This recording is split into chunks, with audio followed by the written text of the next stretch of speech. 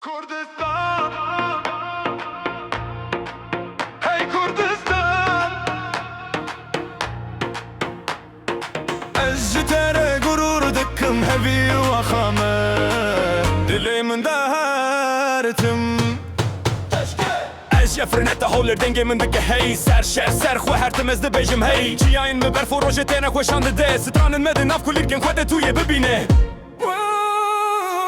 Von Berlin bis nach Erbil, wir tragen das Licht. Kurdistan im Herz und das vergesse ich nicht. Freiheit im Blut und der Beat ist laut. Unsere Fahne weht, wir stehen und wir sind so proud.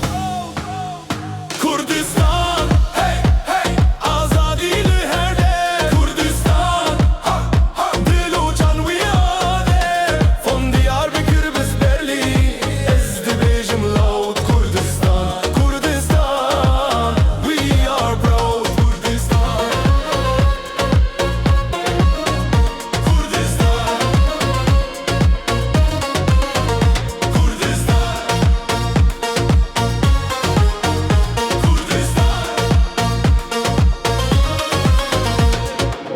Sheva denge de futsuna hez dikim Navete de nav strane de her tim dikirim Machame ave me rojen me berona Hiç bote Kurdistan as her tim li sen ave chodim Wir kämpfen mit Worten, nicht nur mit Schwert Jede Zeile ein Feuer, das die Welt erhört Heimat im Herzen, Geschichte im Flow Kurdistan bleibt frei und das weißt du so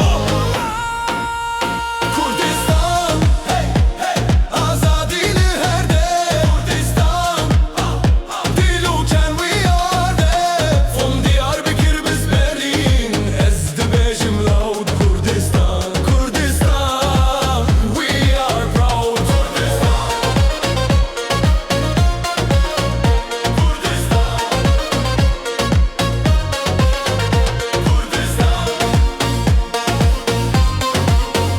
Kurdistan, Kurdistan, Turanaya mai, tu strana mai, tu jiyana mai, her tim her den avete dilê min de ye